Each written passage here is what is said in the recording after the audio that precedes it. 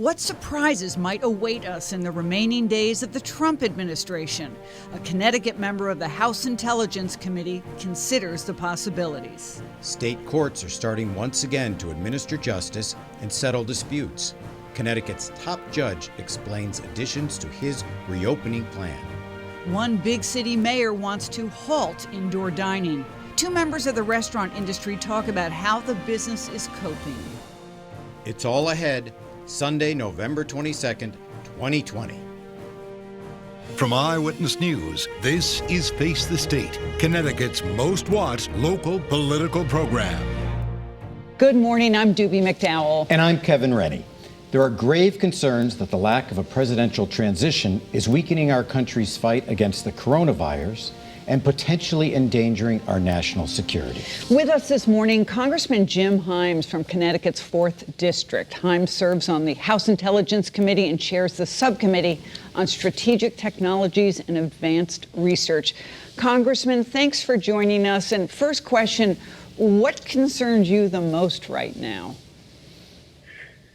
Well, Doobie, my work on the Intelligence Committee probably inclines me to thinking about our national security, although, as you rightly said in the prologue, the COVID effort, the federal COVID effort, is actually probably most important to Americans' safety and soundness and health right now. But from a national security standpoint, a delay in the transition means that we are a lot less secure. You can think of the federal government as a massive, complicated ship. And when the captain of that ship changes and the officers of the ship, the people who are taking care of the weapons and running the engine, when those officers all change over, you want them not to be starting from scratch on day one. It's very dangerous if they do. And it's dangerous. I mean, I'll give you an example. If Iran or China or Russia knows that when the new Secretary of State, the new National Security Advisor is in the White House, they probably haven't been fully briefed about what's going on in Lebanon or in Syria. They know that in that moment, the United States is weak. And that's why we have transitions, because this stuff is really complicated. It's not something you can learn in 6 hours. It's something that you need to spend days and days and sitting side by side with your predecessor, really understanding the complexity. That's how this country stays safe. And it's not happening right now. So what surprises or unusual developments do you anticipate may happen in the next 2 months with the transition between President Trump and President-elect Biden?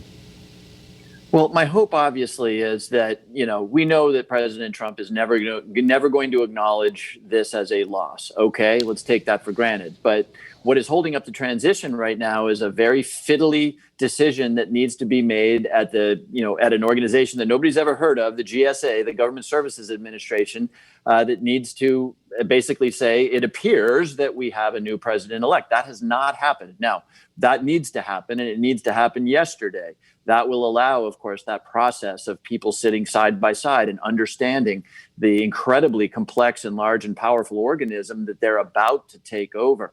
In the pandemic world, and I think you were right to focus this on this in your opening, it's wonderful that we have vaccines now that appear to be safe and effective. But in some ways, the hard part is figuring out how to get those vaccines, which are sitting in a laboratory right now, into the vaccinations. And for this country, into 330 million vaccinations. For this world, whatever the number is, 7 billion vaccinations. That's a massive effort that is going to require immense competency on the part of the federal government. And you just don't want to miss a step because you've had a transition of power. Is it much help to the Biden team that Senator Kamala Harris sits on the Intelligence Committee in terms of transition, or is that kind of a naive way to look at it?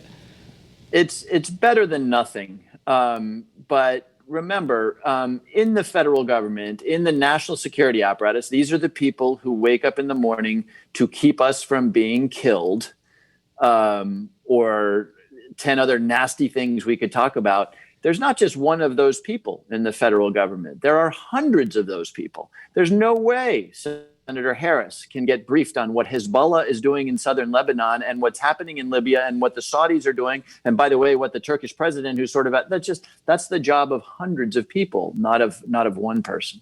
By any measure, we are living through a bizarre time. And one of the things that makes it so disorienting is the proliferation of conspiracy theories. What do those conspiracy theories coming from the highest levels of our government, in the White House, what do they do to America's standing in the world?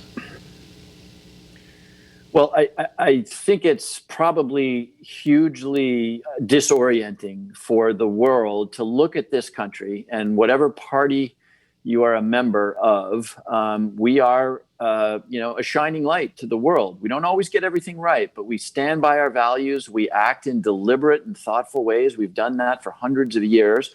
And now the world is treated to the president of the United States spinning out theories that everybody knows are not true. Now, look, I think people over time have gotten used to who Donald Trump is. But nonetheless, I think that's a pretty scary thing. And where it really matters, Kevin, is not so much what Xi Jinping in China is thinking about that. What really matters is thousands of American lives are going to depend on Americans being comfortable taking a vaccination that is new. And the president, for the last year, just shy of a year, has spewed out falsehoods about when a vaccine would be available, but how it was happening. And so we need the president of the United States to say, folks, I understand there's concerns, blah, blah, blah, but you need to take this vaccine. But a president with no credibility on the topic means that people are going to object to it. Heaven help us. If the president opposes the vaccine the way he has generally opposed masks, thousands of Americans are going to die unnecessarily. Hadn't thought about that prospect, but you bring up a good point. Can you assess the status for us of the federal stimulus package and also talk about the effect it would have on our state's businesses and on individuals? Sure. Boy, I feel like I'm bearing bad tidings in this conversation. I don't feel comfortable about that. But, the reality is that the negotiations that should have wound up with a new package to follow the CARES package that we passed now 7 months ago, those should have been done months ago. Every time I'm back in Connecticut, whether it's restaurants or people whose unemployment insurance has run out, the pain out there is very real. And it's, of course, going to get worse. It's going to get worse because the deaths and the incidents of COVID are now much higher than anything we've ever seen. So people, again, are staying out of restaurants, being careful about shopping. So I'm tempted to say that now is the moment. No. Several months ago was the moment. What I think can happen, there needs to be a federal budget resolution passed on December 11th or the government shuts down. That's not going to happen. But the reason I highlight that is that is an opportunity for both parties and both chambers and the president to say, we're passing this budget. As part of this budget, let's get a deal done that gets money to our small businesses, to the unemployed, to all of the people who are suffering pretty badly right now. Thank you very much, Congressman Jim Himes, Connecticut's 4th Congressional District. Thank you both. Can our state's restaurants survive COVID? More on that later in the program. But first, we'll ask the Chief Justice of the state Supreme Court about the judicial branch's efforts to keep courts operating in COVID.